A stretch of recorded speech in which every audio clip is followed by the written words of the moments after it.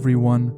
Welcome back to Relax with Animal Facts. I am Stef Wolfe, and today I am going to be learning with you about our furry, scaly, or possibly even slimy friends. And in today's case, it is definitely going to be a furry friend of ours because we are covering the oh so wonderful raccoon. This is, of course, a very, very special listener episode dedicated to Molly Sasser-Gaynor and Luke, who as a family wrote in, Alana, Sarah, Raul, Cody, and Nicholas. Suffice to say that this was a very requested episode. It only makes me worry that I left somebody out. Thank you all for sending this wonderful suggestion. I'm so excited to get into the show so we can learn about them together. If you would like to send in an animal suggestion to have your own episode and to learn about a creature you think is super cool, make sure to either send a message to Relax with Animal Facts on Instagram, or you can go to relaxwithanimalfacts.com and click on the Animal Request tab. And you can always send an email to relaxwithanimalfacts@gmail.com. I cherish all of your emails and animal requests, so don't be shy. Please send them my way. If you love extinct animals and dinosaurs and woolly mammoths, we are starting a Relax with Animal Facts mini-series on Patreon on extinct animals. So if you would like to learn more about that, the link is in the show notes, or you can just search up patreon.com/relaxwithanimalfacts. I'm just going to say where I got my facts from so we can get right into this episode. All of the facts that are in this episode I got from mentalfloss.com, haveaheart.com, treehugger.com, facts.net, etimonline.com, and wordsense.eu. All of those resources are going to be in the show notes or the description of this episode. So if you want to learn more about the raccoon, and I'm sure about many other creatures and cool things, I encourage you to click on those links and follow them to your heart's content. And now I would like for all of you to notice maybe where you're carrying some tension. Is it in the shoulders? Is it in the head? It may be your arms. Everyone is truly different in this area. We all carry tension in different places. But for the next 20 minutes or so as we go and learn together about the raccoon, it's not all that necessary to have shoulders all the way up to the ears. For me, it's in my hands and my arms, so I encourage you to, right alongside me, try to relax those parts of your body as you go into this immersive experience with me, Stef Wolfe, into the forests where the raccoon resides.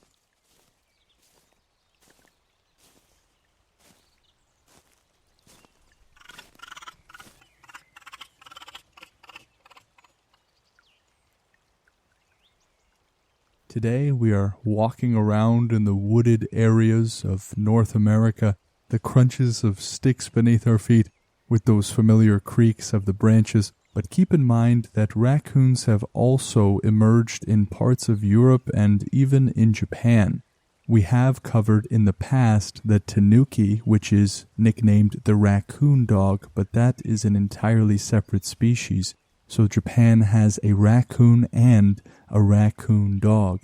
But traditionally, raccoons are going to prefer those very heavily wooded areas wherever there is access to trees and veggies and water. They like to make their dens, their homes, in those really hollow parts of the trees or any burrows that other animals have dug up. The raccoon will just make use of it, they'll recycle it, and go right in there and make their home.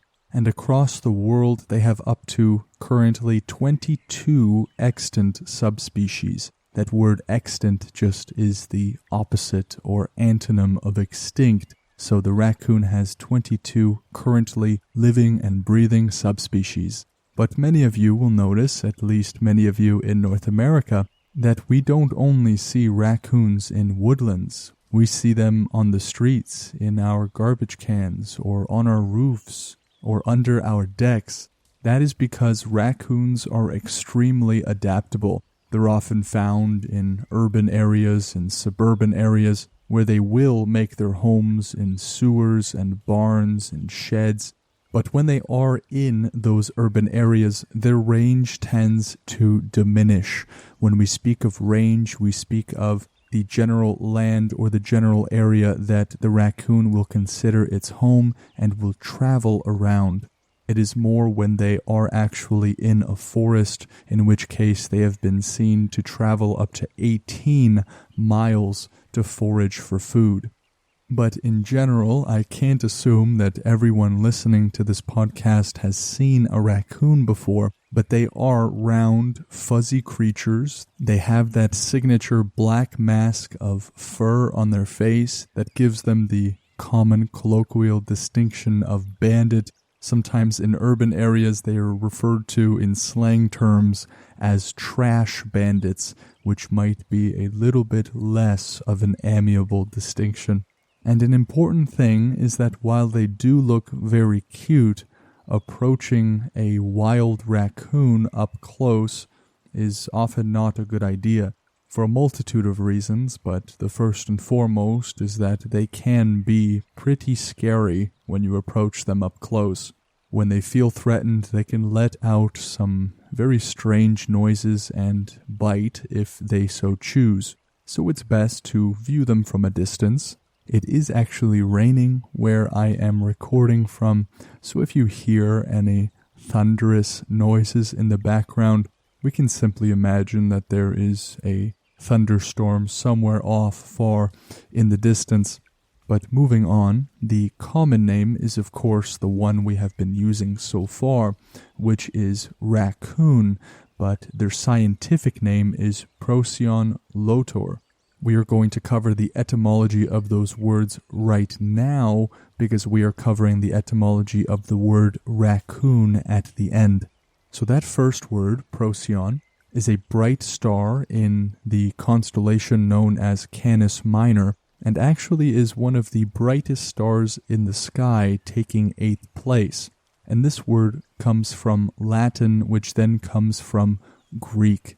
And the Greek word that was used was prokyon, and that second bit, kyon, means dog. And the second word was lotor. In Latin, lotor means laundryman, or man who washes things. If you haven't already seen some videos online, the raccoon loves to wash its food. When it gets something, it will take the food with its little dexterous hands and move it around and shuffle it around in the water before they eat it.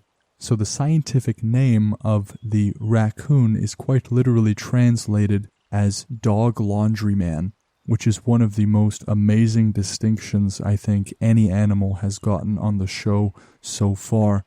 So this dog laundryman is a mammal and it is an omnivore. Omnivores, of course, eat both plant and animal material. This is where knowing root words really helps. Omni just means all or of all things, so they have a diet of all or of all things. So not only do they have an omnivorous diet, but they are also opportunistic eaters. This means that they will feed on whatever really is most convenient, whatever is laying around. So that might include grasshoppers and frogs, insects, maybe some berries, fruits, and nuts. And if they are in an urban area, they will assume the role of a scavenger, rummaging through your trash and your compost, taking pet food that you might have left throughout the night. If any of you have bird feeders like I do, you likely already know the sort of incredible gymnastics that they will do to get to that bird seed. And they will be doing all of these gymnastic maneuvers and eating during the night time. They are nocturnal creatures, so they are awake and eat during the night time and mainly sleep during the day. When it does get its paws on some great food that it would like to eat, we learned that they like to rinse their food, which they do, and they do with fervor. But if there is no water close by and they have food they want to eat, they will still rub the food between their hands to try to remove any debris that might be there. And the paws that they have in which they rub the food around and rummage around are some of the most unique in the animal kingdom. Biologists believe that the raccoon has some seriously sensitive nerves on their fingers and on their front paws. And you'll see them frequently moving their hands around, touching everything. They're gathering a ton of sensory information. There was a study of 136 raccoons.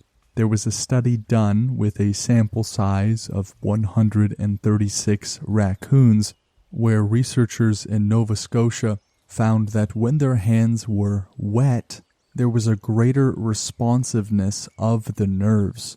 So their dunking of their food has a kind of twofold purpose, it would seem to me. The first is, of course, to wash the food and sort of get the debris out of it. And second, the responsiveness of those nerves are going to be very acute when they have water on them. And second, when their skin is wet, the responsiveness of their nerves are going to be very acute, helping them to really know what is going on with their hands. Dogs follow their nose. Raccoons might follow their hands. Their hands will have 5 toes on their front and back paws, but their forepaws, meaning their front ones, have a dexterity that is peculiar or better than the ones at the back. And they work similarly to some slender human hands, but keep in mind they do not have opposable thumbs. So while we might have 5 fingers and the raccoon have 5 fingers, we have a kind of movement that we can do known as opposition. So taking your hand and pressing your thumb into your pinky finger, for example, is a movement that the raccoon is not capable of doing. And our opposable thumbs are going to give us some great gripping abilities, but the raccoon is also going to do just fine with their nimble, finger-like toes. They can open things and manipulate food to their heart's content. They can open lids, jars, doorknobs, boxes. But speaking of being able to open containers, that shows a certain level of intelligence. And the raccoon is indeed incredibly smart. They're also pinned very closely against domestic cats, and some researchers say that their abilities may not even just be equal, but even better than those of cats. There was a study that was published in 2017 in the Animal Cognition Journal, where they took 8 raccoons and put them to the test. The raccoons were shown a cylinder that was filled with water containing a single marshmallow that was just a bit too low to grasp. The researchers would show themselves putting pebbles into the cylinder so that the water level would rise, giving the raccoon the ability to actually reach and grab the marshmallow. And of these 8 raccoons that were part of this test, 2 learned to drop the stones inside the cylinder to reach their furry little hands in and grab that sweet, sweet marshmallow. A 3rd raccoon had found an even easier way by tipping over the tube to access the marshmallow just a bit more quickly. In the raccoon world, there is no cheating on tests. There is only ingenuity and innovation. And so the researchers concluded that of these 8 raccoons, the fact that 3 of them had got the marshmallow in one way or another by following the rules and sort of breaking them, that they were innovative in aspects of the task.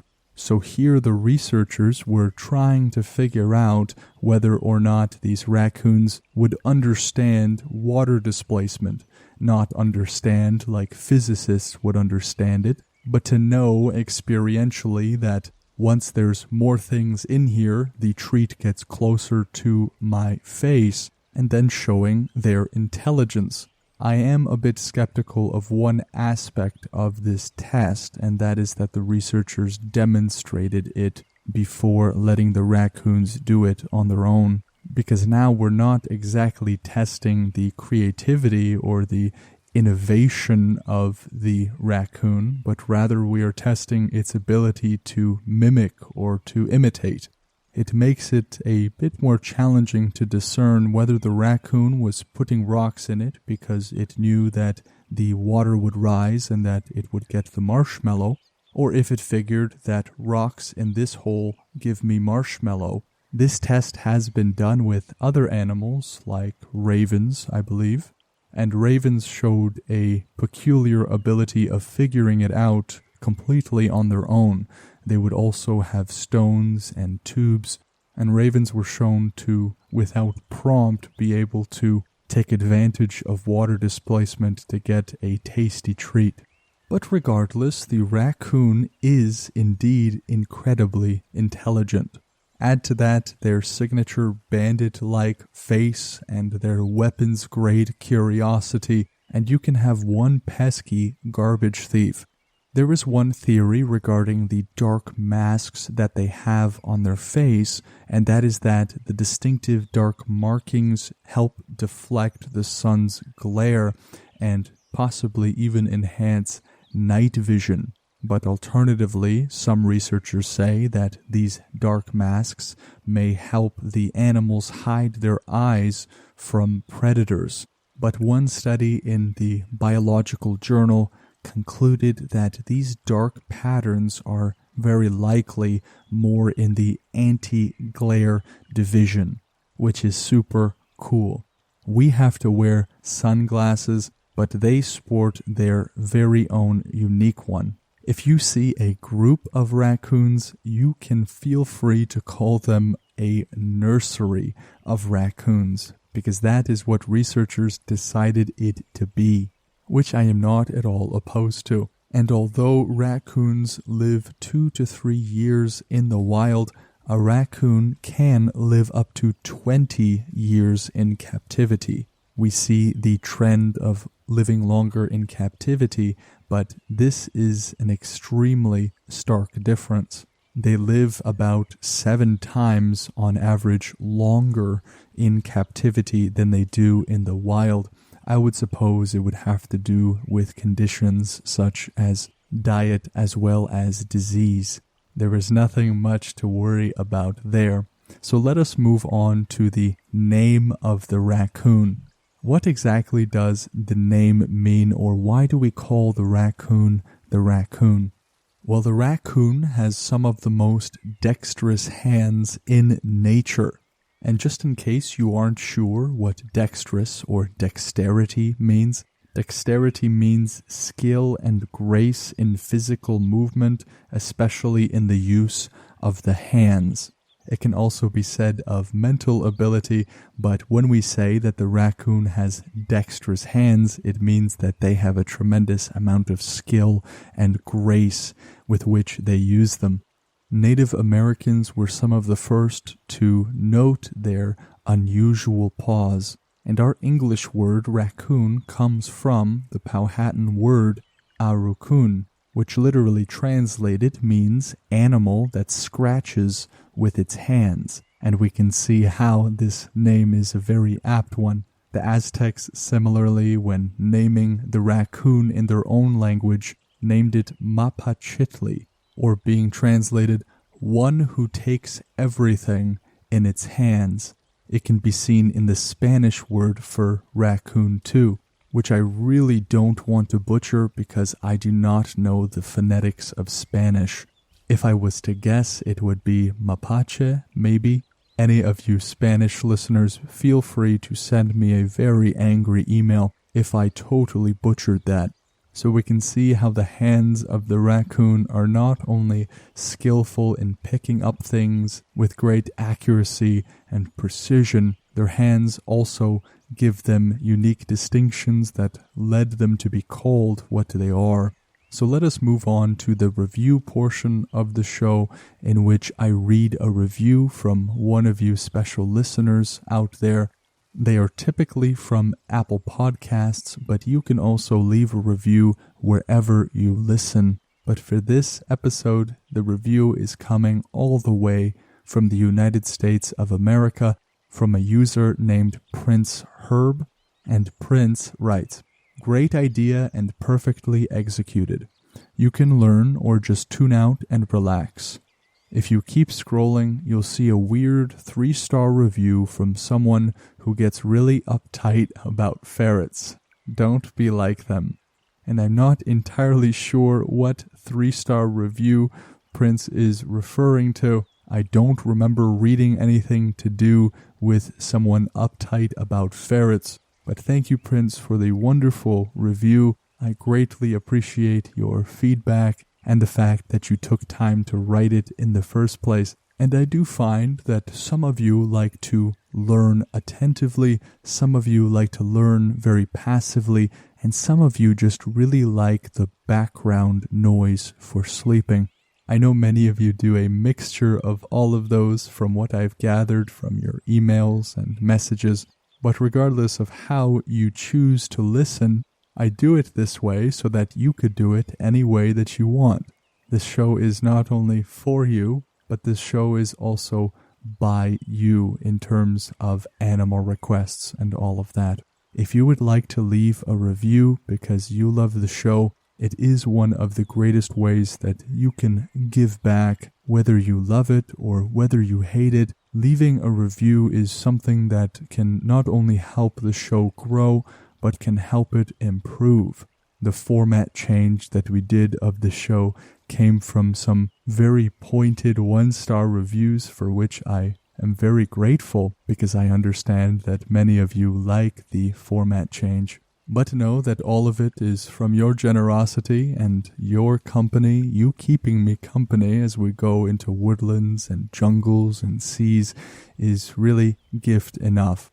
Again, if you would like to have your own episode and to learn about an animal that you find very cool, make sure to send a message to Relax with Animal Facts on Instagram or go to relaxwithanimalfacts.com and go to the Animal Request tab, or you can also just send an email to relaxwithanimalfacts@gmail.com. If you would like to learn about some of our planet's most amazing extinct animals that are not around anymore, you can go to the Patreon Relax with Animal Facts, where we will be learning about some of the most amazing creatures that walked this earth. Thank you all for joining me on this episode. What a wonderful creature. I hope that all of you will join me on the next podcast episode with the next animal. Take care.